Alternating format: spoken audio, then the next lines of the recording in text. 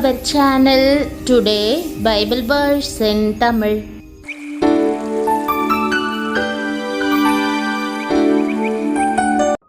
இன்றைய வசனம் ஏசாயா 41 அதிகாரம் 9 வசனம். கிறிஸ்துவுக்குள் பிரியமானவர்களே, நம்முடைய ஆண்டவரும் இரட்சகருமான இயேசு கிறிஸ்துவின் வல்லமையுள்ள நாமத்தில் உங்களை வாழ்த்துகிறேன். உங்களை யாராவது நிராகரிக்கிறார்களா? வேலையிலோ குடும்பத்திலோ உறவுகளிலோ ஒதுக்கப்பட்டு நிற்கிறீர்களா? இன்றைய வேத வசனத்தில் தேவன் உங்களுக்கு நேரடியாக ஒரு பதில் கொடுக்க போகிறார். கடைசி வரை பாருங்கள். பிரியமானவர்களே, இந்த வீடியோவின் முடிவில் நான் ஆரம்பத்தில் கேட்ட கேள்விக்கான பதிலை உங்களுடன் பகிர்ந்து கொள்ளப் போகிறேன். அதை தவறவிடாதீர்கள். நான் பூமியின் கடையாந்தரங்களிலிருந்து உன்னை எடுத்து அதன் எல்லைகளிலிருந்து அழைத்து வந்து, நீ என் தாசன், நான் உன்னை தெரிந்து கொண்டேன், நான் உன்னை வெறுத்து விடவில்லை என்று சொன்னேன் என்ற வாக்குதத்த வசனத்தை இன்று நாம் தியானிப்போம். நீ என் தாசன், நான் உன்னை தெரிந்து கொண்டேன் என்று கர்த்தர் அன்போடு பேசுகிற வார்த்தைகள் நம்முடைய கண்களிலே கண்ணீரை வரவழைக்கிறது. ஆம், நாம் கர்த்தருடையவர்கள், அவர் நம்முடையவர். இந்த தெரிந்து கொள்ளுதலின் இன்னொரு பரிமாணத்தையும் இன்று நாம் பார்க்க வேண்டும். நிராகரிப்பு என்ற உணர்வை தேவன் எப்படி முழுவதுமாக நீக்குகிறார் என்று, நீ என் தாசன், நான் உன்னை தெரிந்து கொண்டேன், நான் உன்னை வெறுத்து விடவில்லை என்று சொல்லுவேன் என்று கூறி அந்த உணர்வை நீக்குகிறார். பிரியமானவர்களே, இன்னும் என்ன வேண்டும்? கர்த்தர் உங்களை பார்த்து நான் உன்னை நிராகரிக்கவில்லை என்று கூறியிருக்கிறார். உறவுகள், பள்ளியில், கல்லூரியில், வேலை செய்யும் இடங்களில், ஊழியத்திலும் கூட நீங்கள் நிராகரிப்புகளை சந்தித்திருக்கலாம். ஆனால் கர்த்தர் உங்களை ஒரு நாளும் நிராகரிக்க மாட்டார். கர்த்தருடைய தாசர்களுக்கும் அவரால் தெரிந்து கொள்ளப்பட்டவர்களுக்கும் கிடைக்கும் ஆசீர்வாதங்கள் எவை என்று கர்த்தர் சொல்லுகிறார். நீ பயப்படாதே, நான் உன்னுடனே இருக்கிறேன், திகையாதே, நான் உன் தேவன், நான் உன்னை பலப்படுத்தி உனக்கு சகாயம் பண்ணுவேன், என் நீதியின் வலது கரத்தினால் உன்னை தாங்குவேன். இதோ உன்மேல் எரிச்சலாயிருக்கிற யாவரும் வெட்கி லட்சையடைவார்கள். உன்னோடே வழக்காடுகிறவர்கள் நாசமாகி ஒன்றுமில்லாமற் போவார்கள். உன்னோடே போராடினவர்களை தேடியும் காணாதிருப்பாய். உன்னோடே யுத்தம் பண்ணின மனுஷர் ஒன்றுமில்லாமல் பொருளாவார்கள். கர்த்தர் நமக்கு முன்பாக 4 வகையான கூட்டத்தாரை நிறுத்துகிறார். நம்மேல் எரிச்சலாயிருக்கிறவர்கள், நம்மோடு வழக்காடுகிறவர்கள், நம்மோடு போராடுகிறவர்கள், நம்மோடு யுத்தம் பண்ணுகிறவர்கள்.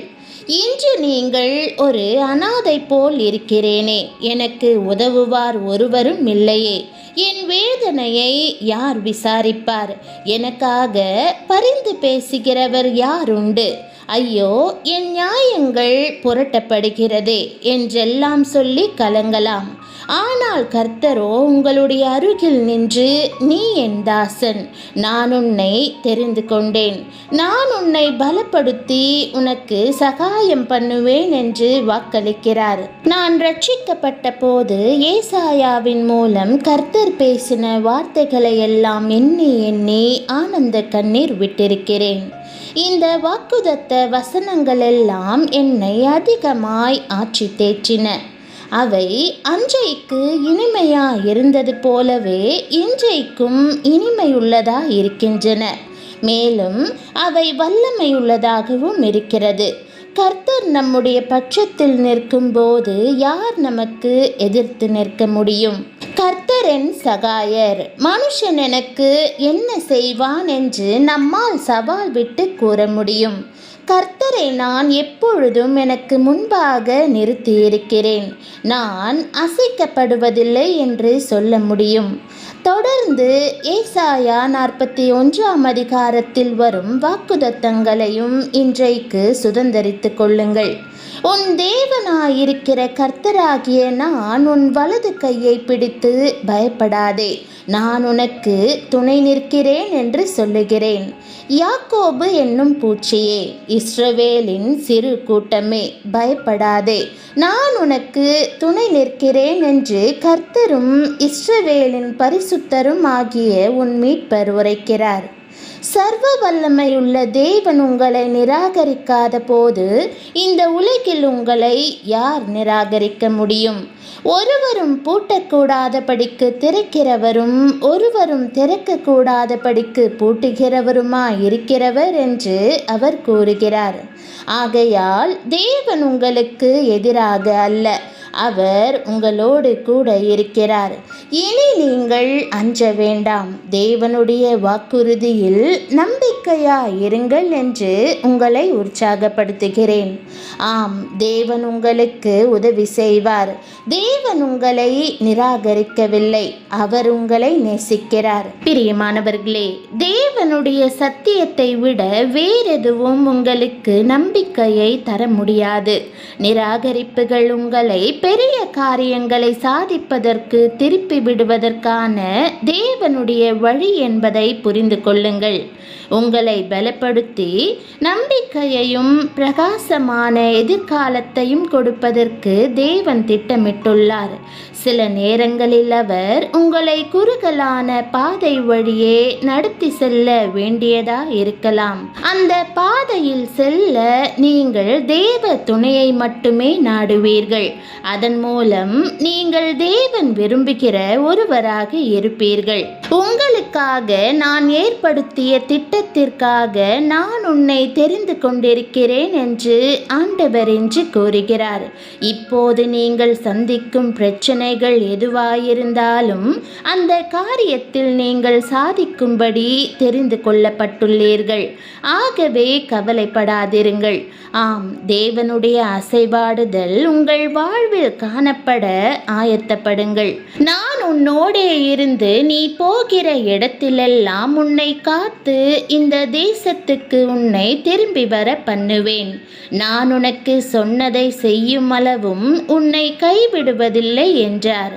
நீங்கள் நிராகரிக்கப்பட்ட அதே இடத்தில் தேவன் உங்களை ஆசீர்வாதமாய் வைப்பார். தேவன் வைத்திருக்கும் திட்டம் உங்கள் மூலம் நிறைவேறும் வரை அவர் உங்களை கைவிடுவதில்லை. இந்த வாக்குத்தத்தத்தை பற்றி கொண்டு நீங்கள் செய்கிற யாவற்றிலும் தேவன் உங்களுக்கு துணை நிற்பார். தேவ கிருபையினால் நீங்கள் சாதிப்பீர்கள். வீடியோ ஆரம்பத்தில் நான் கேட்ட கேள்விக்கு பதில் இப்போது உங்களுக்கு தெரியும். யாரும் உங்களை நிராகரிக்க முடியாது. ஏனென்றால் தேவன் உங்களை தெரிந்து கொண்டார். அவர் உங்களை கைவிடுவதில்லை. இந்த செய்தி உங்கள் இருதயத்தை தொட்டிருந்தால் நான் தேவனால் தெரிந்து கொள்ளப்பட்டவள் என்று கமெண்ட் செய்யுங்கள். இன்று நிராகரிப்பினால் வேதனைப்பட்டு கொண்டிருக்கும் ஒருவருக்கு இந்த வீடியோவை இப்போதே பகிருங்கள். அவர்களும் நான் உன்னை தெரிந்து கொண்டேன், நான் உன்னை வெறுத்து விடவில்லை என்று சொல்லும் தேவனுடைய வார்த்தையை கேட்டு நம்பிக்கை அடையட்டும். மனிதர்கள் உங்களை நிராகரித்தாலும் உங்களை தெரிந்து கொண்ட தேவன் உங்களை ஒருபோதும் கைவிட மாட்டார். உங்கள் கையை பிடித்து பயப்படாதே, நான் உனக்கு துணை நிற்கிறேன் என்று சொல்லும் அதே தேவன் உங்கள் வாழ்க்கையிலும் உங்களோடு இருந்து உங்களை பலப்படுத்தி உங்களுக்கு சகாயம் பண்ணி தம்முடைய திட்டத்தை உங்கள் வாழ்க்கையில் நிறைவேற்றுவாராக. ஆமேன். ஜெபம். அன்பின் ஆண்டவரே, என்னை தெரிந்து கொண்டதற்காக உமக்கு நன்றி செலுத்துகிறேன். மனிதர்கள் என்னை நிராகரித்தாலும் நீர் என்னை ஒருபோதும் நிராகரிக்கவில்லை என்பதை நான் விசுவாசிக்கிறேன். நான் தனிமையாகவும் யாரும் எனக்கு உதவுவதில்லை என்றும் கலங்கும் நேரங்களில் நான் உன்னுடனே இருக்கிறேன் என்று சொல்லும் உமது வார்த்தையை பற்றி கொள்ள எனக்கு கிருபை தாரும். ஆண்டவரே, என்னை சுற்றிலும் எதிர்ப்புகள், பிரச்சனைகள், நியாயமற்ற சூழ்நிலைகள் வந்தாலும் நான் பயப்படாமல் இருக்க உதவும். நீர் என்னை தெரிந்து கொண்டீர், என்னை பலப்படுத்துவீர், எனக்கு சகாயம் செய்வீர். உமது நீதியின் வலது கரத்தினால் என்னை தாங்குவீர் என்ற வாக்குதத்தத்தில் உறுதியாக நிற்க எனக்கு விசுவாசத்தை தாரும். என்னை நிராகரித்தவர்களை நினைத்து மனதில் வேதனைப்படாமல் என்னை தெரிந்து கொண்ட உம்மை நோக்கி பார்க்க உதவும். நிராகரிக்கப்படுவேனோ என்ற பயத்திலிருந்து என்னை விடுவியும். என் குடும்பத்திலும் வேலையிலும் உறவுகளிலும் நான் செல்லும் ஒவ்வொரு இடத்திலும் நீர் என்னோடு இருக்கிறீர் என்பதை உணரச் செய்யும். ஆண்டவரே, என் வாழ்க்கைக்காக நீர் வைத்திருக்கும் திட்டம் நிறைவேறும் வரை என்னை கைவிட மாட்டீர் என்ற வாக்குதத்தத்தை பற்றிக்கொள்கிறேன். நான் சந்திக்கும் ஒவ்வொரு சூழ்நிலையிலும் உமது துணையை நாடி உமக்கு பிரியமானவனாகவும் பிரியமானவளாகவும் வாழ எனக்கு உதவும். நான் நிராகரிக்கப்பட்ட இடங்களில் கூட உமது கிருபையால் என்னை உயர்த்தி என் வாழ்க்கையில் உமது மகிமையை வெளிப்படுத்தும். பயப்படாதே, நான் உனக்கு துணை நிற்கிறேன் என்று நீர் சொல்லி இருப்பதால் இனி நான் பயப்பட மாட்டேன். நீர் என்னை தெரிந்து கொண்டீர், நீர் என்னை நேசிக்கிறீர், நீர் என்னை கைவிட மாட்டீர் என்ற நம்பிக்கையோடு முன்னேற எனக்கு பலன் தாரும். என் வாழ்க்கையின் ஒவ்வொரு நாளும் உமது வார்த்தையை பற்றி கொண்டு உமது கிருபையினால் வெற்றி பெற்று உமது நாமத்திற்கு மகிமை செலுத்த என்னை நடத்தும். இயேசுவின் நாமத்தில் ஜெபிக்கிறேன் நல்ல பிதாவே, ஆமென்.